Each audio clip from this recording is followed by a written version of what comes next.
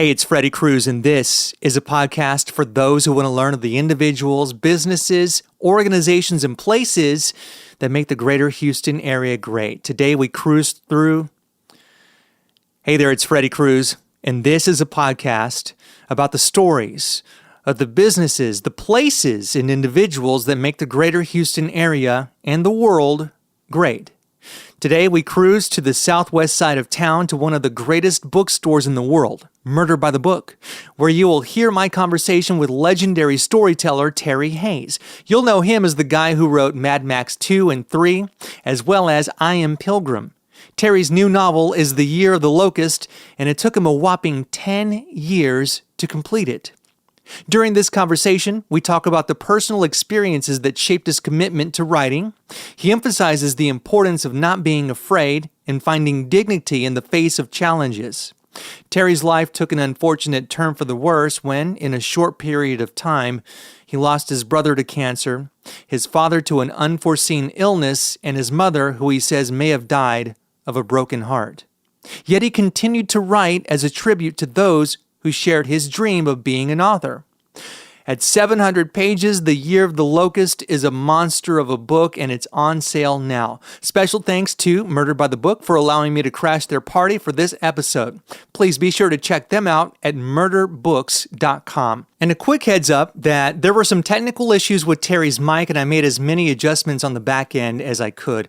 You're also going to hear a phone go off a couple of times. This kind of stuff happens in a live setting. At the end of the day, this is a powerful conversation for those who love thrillers and those who wish to learn from the giants whose shoulders we stand on.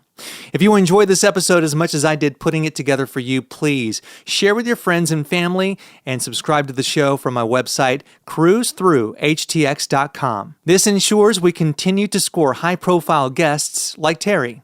Thank you. Hi, I'm Ed Sheeran. This is Bruno Mars. Hey, it's Katy Perry. This is your man Flo Rida with Freddie Cruz. This is AJ Mitchell with Freddie Cruz. Freddie Cruz. Freddie Cruz. Tell your chico pick Mr. 305 and you already know what it is. My name is Freddie, and it's time to cruise through HTX. I want to begin, Terry, with 1 million words written. You sent to your editor 300,000, and from there, 75,000 words chopped. Why? Yeah, good question. I don't know. Actually, in Locust, the finished work is 270,000 words. Down the bottom of my Word document, tells you how many words you've written. I wrote 1,080,000. So I chucked away 800,000 words, which is a lot of words. There's some people on social media. I'm not on any social media, but my kids report to me as sort of saying, what's he been doing for 10 years? And, what's wrong with him and all of these things? Well, there's a number of reasons which we can go into, but I wasn't sitting around, drinking beer, playing Skittles. I was working. And, it's a great privilege to be able to write, and have it published. Truman Capote said a really interesting thing. He said, if God gives you some talent, he also gives you a whip that you can use on yourself. And I know what he meant. There's a demand on you, I believe, to do it as well as you can. And if you're not doing that, then why are you bothering? I wanted to do something that, I was really proud of. I wanted to stretch as far as I could and do the best job possible. So I write a paragraph and I think it's good, and then I write some more paragraphs, and I go to bed, and then I get up in the morning and I read it through and I think, no, that's not good enough. It's not. You can do better. So I chuck those paragraphs out. I go back to the one paragraph that was good, and then I build it up brick at a time, until I get a lot of words that I think are a story reasonably well told. And somebody said, according to my kids, that I'd broken trust with the readership by taking so long. What a stupid thing to say. I mean, really. Seems quite the opposite, though. Yeah, exactly. I would have broken trust by not caring. And that's my problem. I care. The people I admire, Hemingway and Tolstoy, and I don't have their talents. I just got to work a lot harder to make it sing, or try to. So, yeah, it was a lot of words, a lot of things thrown away, but, it's a journey. I went on a journey. Thank God I did. What is the likelihood of any of the edited work ever getting turned into something, whether it's graphic novel, spin-off series, a spin-off short story, novella, something? I don't know. I really don't know. I mean, I don't plan things like that. I don't even contemplate a lot of things like that. With Pilgrim and now with Locust, I've been contracted to write Pilgrim 2, and that's my next book. And I'm sick to death of terrorists. No more terrorists. No, I've got a great setting for it. I'm really excited by it.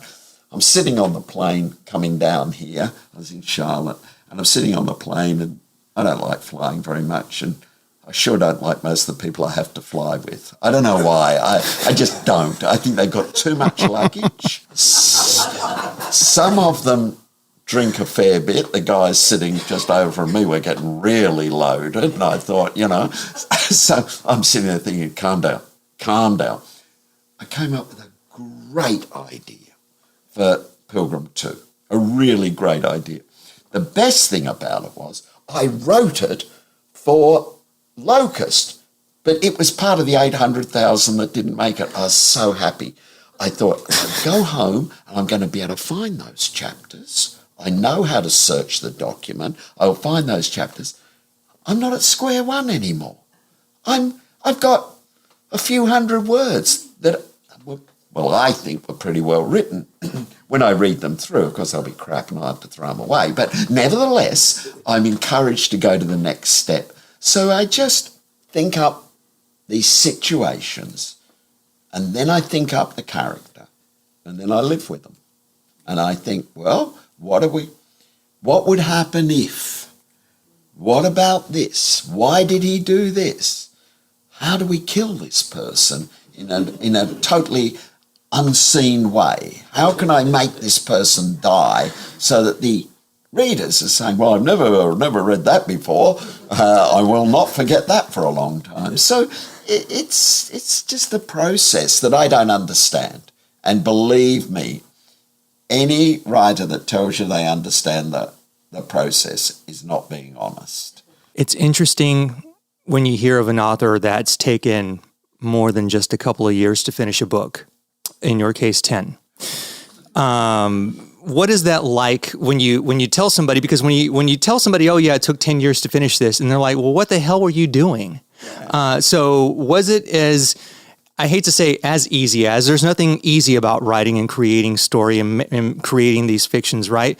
What was that process like? Because you're working, you got day job, you got family, you got other things that you've got to do. Were you sitting for 30 minutes a day, an hour a day, or you're forcing yourself to write? George Santayana, a philosopher, very wise man, he said, to understand is to forgive. And people don't understand, unfortunately. Yeah, I wrote I Am Pilgrim, and I'm very proud of it. I think it's a pretty good book. Oh, that's okay. It's probably for me. We're not home. And so, but to understand in order to understand, you have to know I was a migrant child. I was 5 when I went to Australia. We'd left a small town in the south of England, very bucolic, green fields, cows, poverty. And we went to Australia, and there was just mum, dad, my brother and myself, and we had no family there. There were no grandparents that I grew up with, no aunts and uncles, no cousins, nothing. And the family could not afford to go back to England. We had to make it work in Australia. My dad worked very, very hard. My mother, unfortunately, was not a psychologically very well person. And I found moving to Australia very disorienting, very alienating. Australia is the same geographic size of the continental United States. And when we landed, there were 7 million people. So you can imagine America with 7 million people. There were a lot of empty space. And It was difficult, very difficult, and particularly difficult because of Mum. And I took refuge in reading. So I started to escape into stories. So I read everything I could find. And, you're 8, 9 years old, however old by that stage, and you go to the bookstore, you go to the library, you see thousands of books. So, of course, I figured, well, it can't be that hard, can it? I mean, look at all these people that have done it. I mean, it's not like there's 4 books in the world and there's only 4 people that have ever done it. I mean, there's millions of people that have done it. So I figured I'd be a writer and that. So to this day, a lot of books I've read, I don't really know how they ended because I was always reinventing the ending to make it either better or happier. Okay, now that's cool. Well, yeah, so I became a journalist. But I was always going to be a writer of novels. And my dream was that I would write a novel that would be highly acclaimed and sell a lot of copies. And I'd come to places like this. And I went into journalism, then I went into movies, and then, I became a current affairs radio producer. Then I went into movies. I made some movies that were... A couple of them were okay, and some mini-series and lots of won awards. And then I became a novelist. And so I started to write I Am Pilgrim. And I was 200 pages in, too far in to abandon it, not far enough to see the end, when my brother, so there was only the 4 of us, a very tight-knit family, despite all the problems. And my brother arrived. He was 59 and told me he had cancer. So I asked him how long the doctors said, and he said 6 months to a year. And they were right, quite separately. My father, who was quite elderly, was in hospital in Sydney, and I had the unpleasant job of talking to the doctors in the corridor, and they were telling me that it was multiple organ failure, and he was in a lot of pain. So anyway, I... authorised them to turn the machines off. So I sat with Dad. 5 months later, my mother died. And she died of a broken heart, I think. They've been married 60-something years. And anyway, I was writing Pilgrim. I had 4 children of my own. My wife and I had 4 children within the space of 6 years. I couldn't stop. I got up every morning and I dug ditch. That's what I did. And I guess to some extent the book is a tribute, or at least my efforts were a tribute. When it was published, I got a phone call from the British publisher. They were the first ones to publish it. He said to me, it's going to be huge. It's going to be a really big selling book. And he talked to me about that, the reasons why, the response he was getting from the booksellers. And I said, oh, yeah. He said, you don't sound very happy. I said, no, I'm happy. I'm blessed. It's a childhood dream. And I never told him that the 3 people who'd shared that dream, who'd got off that boat in Australia, were all dead. There was nobody there. It gave me occasion, death concentrates your mind enormously.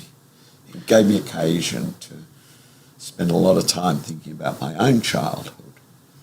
And I looked at my own kids and I could compare their childhood to what mine had been, and so I made a commitment to myself. I was going to be the best father there ever could be. I was going to give them every moment of time and mental health that I could. So I never missed a cricket match. I never missed a horse riding lesson. I never missed a performance of Aladdin. Oh my God, did I suffer 10,000 performances of my second eldest child, Stephanie, who's quite an actress, and boy did she mug it for the crowd. And I'm saying, for God's sake, Stephanie, shut up and just say the lines. 10,000 performances, though. Yeah, I don't know. It was awful. And but that's what I did. I committed myself to writing a novel, but my major focus was my children. I had an outstanding career as a journalist. I was the youngest foreign correspondent Australia had ever sent. I was 21 when they sent me to New York.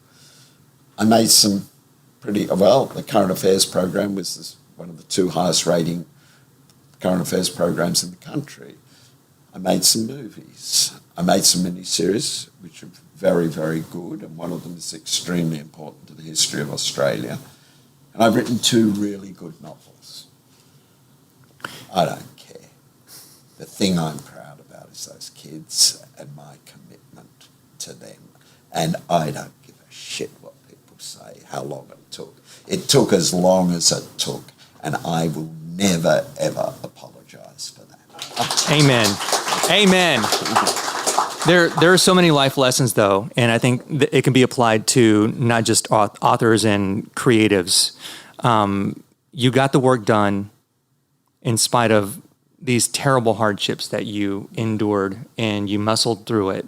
And what would be your advice for somebody who isn't unfortunately enduring something like this or similar to it? I don't know.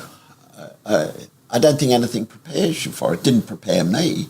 I would never have anticipated these events occurring in my life. I would never have anticipated where my life took me. But, you know, I've been blessed. I have been absolutely blessed. I had a dream as a child and I lived that dream, for better or for worse. And I went on the adventure and I never, ever complained about how unjust the world is or how unfair. It's unfair to everybody. We all have those mountains to climb. And there's not a person I've met who is, when they're being honest, won't tell you of the terrible things that they've had to confront. And, you know, whether that's addiction or whether it's, you know, being bullied at school, or we can think up a million things. So I think there's a wonderful, wonderful saying from a Native American shaman. I can't remember which tribe, and I wish I could. But anyway, he went on the journey, that shamanic journey. And, you know, a lot of it's inducing a different reality, a different psychology of opening your mind to things. Anyway, he went on this journey and he met the spirit of the universe. And he came back. I asked him, what was he told? It was something very simple. Be not afraid. Be not afraid. Life can be terrible and it can have all its challenges, but be not afraid. I've always remembered that. Be not afraid. Take risks. Live your life. And so I say to people that, you know, you just have to keep going. If I can tell you a story, which is how I see myself as a storyteller, but during the Falklands War, you know, the Argentinians had gone out and invaded the Falklands. Why anybody would want the Falklands is beyond me, but they wanted them. So the British said, well, if you want them, we're not going to let you have them because we planted our flag there. So Newsweek had a wonderful cover. It showed the whole of the British fleet, or what was left of the British fleet, sailing out of Portsmouth Harbour, you know, where, you know, centuries gone past, the Royal Navy ruled the way. So off they go. And Newsweek's cover said, the Empire strikes back. And so they go sailing down to the farthest reaches of the South Atlantic. 15, 20-foot seas. You're dead in 2 minutes from hypothermia if you hit the water. And they're going down there and they're going to take the Falklands back. Anyway, one of the boats, and I think it was the HMS Sheffield, but, you know, memory might not serve me well. Our friends, the French, had given or sold the Argentinians something called Exocet missiles, which were basically cruise missiles, but more primitive than that. Anyway, if your boat got hit, or ship got hit by an Exocet, you knew it. Well, the Sheffield got hit midships and split in half. But most of the crews survived.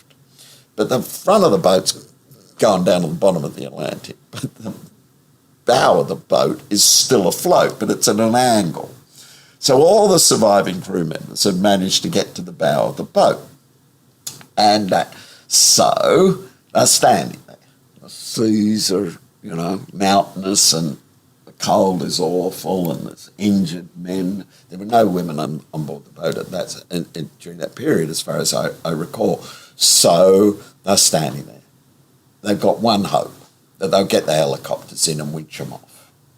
But this is a war. I mean, there's other missiles flying around. There's tracer. There's, everything you can imagine, and they're under fire from the Argentinians had some warships. So it's absolute hell. So they're standing there and they're watching the water come up and up and up that boat. And as soon as it gets to them, you're dead. So a man starts to sing. And he sings that song from The Life of Brian, the Monty Python picture. Let's look on the bright side of death. And they all start singing this.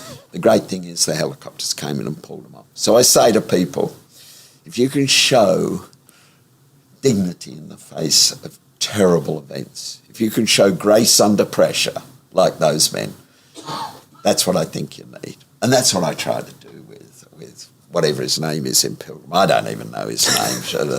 Scott Murdoch is one of his names, but I'm going to have to think up his real name for the sequel. But it's the same with Cain. His real name's Ridley, but he's known as Cain.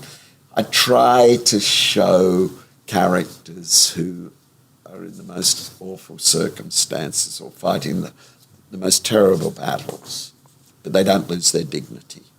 I like to think that in that corridor in a hospital in Sydney, I showed some grace under pressure.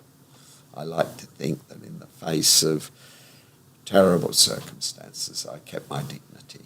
And if I can do that with the characters, and if anybody who is facing similar things can manage to do that, then I think that's courage, And I think that's worth celebrating. But what do I know? I'm just a writer. Well, that was beautiful.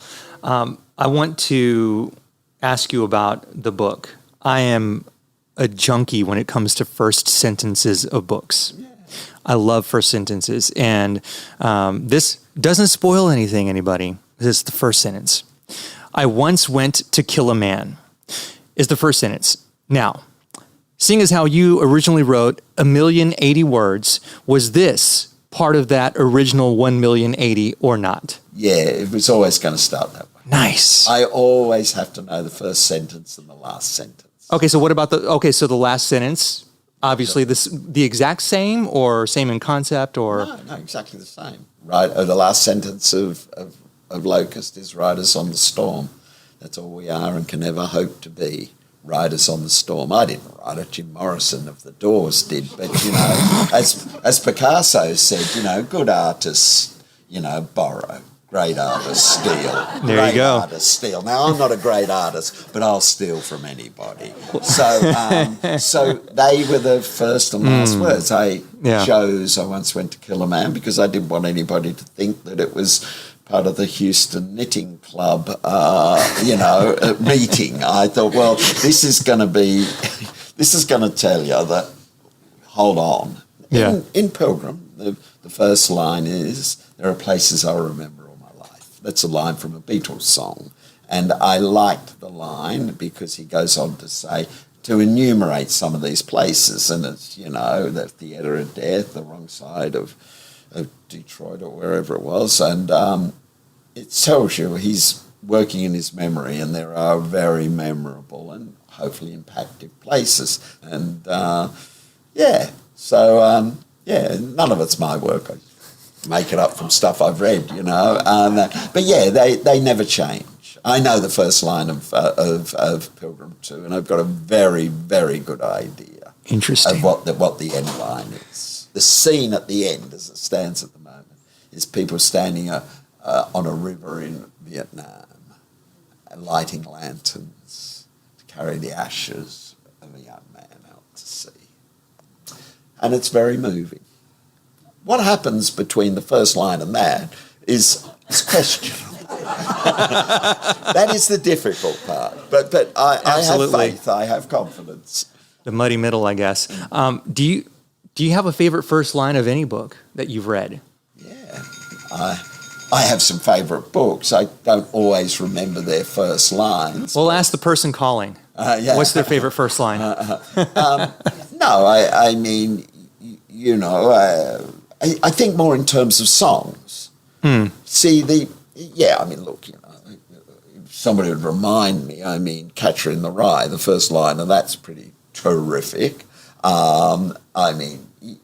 Hemingway, boy, I could write like Hemingway because it's so distinctive. I could copy that, and I entertain my kids sometimes by talking to them in Hemingwayese. I love books. I love authors. But when you're writing something, this is just me. I was just on doing a call with Jack Carr, a very big selling author, former Navy SEAL, and that very successful.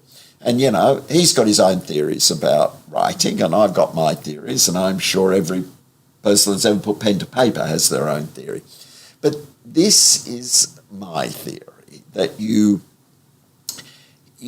get your characters into a certain position, generally somebody's about to die, but you get them you move them around the chessboard, and you get them into a circumstance or a situation which is hopefully morally difficult, very exciting, very threatening, and makes the reader want to turn the page.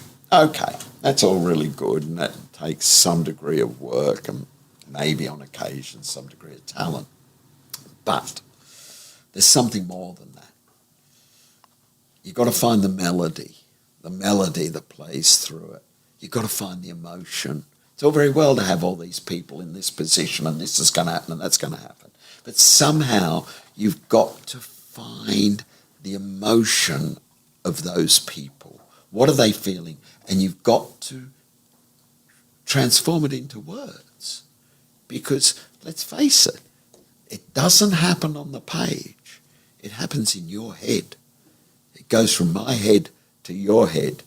And if there's a disconnect, if you don't understand the paragraph, or you think that's a fake emotion, or he's just BSing us here, the whole thing's ruined. How do you find the melody? Well, you listen to music. And you listen to me. There's my theory. You listen to the troubadours. For once, the Nobel Committee got it right. They gave the prize to the greatest poet of our generation. My youngest son is called Dylan, and so you know where my heart lies. Do I wish I could write a line like "A hard rains are gonna fall," or "Where do you go to, my blue-eyed son?" Oh my God, so many of them. Leonard Cohen wrote Suzanne, she'll take you by the hand and lead you down to the river. And then you got Bruce Springsteen, And I won't play the music because I never stop. So thank God for those sites that give you the lyrics. And so I go on Google and I read the lyrics. You ever thought of just DMing one of these artists and saying, "Hey, I admire your work, Bruce. Would you like to come over for dinner and we can maybe you can show me how to write a lyric?" No. If he said to me, "Hey, Terry, I admire your work, can I go have dinner?" I'd say no. Fair point. And that, it's, I'm not on any social media. If you want to know me, it's in the book. Two sorts of people in the world. Those that want to be famous and those who want their work to be famous. I'm in the latter group. The Kardashians can have the rest of it. So what I'm saying is that I go online, I read the lyrics, and I chart my little course through all of this. The kids come in and say, "What are you doing there, Dad? You just surf the web, don't you?" I say, yeah, pretty much. Yeah, I'm just kicking back, and that. But yes, so it's a journey for me, and if I do it right, it's a journey for everybody else. All right, everybody, we're going to wrap up the interview and get some books signed. Oh, okay. All right, everybody, please give it up for Terry Hayes. Yes. All right.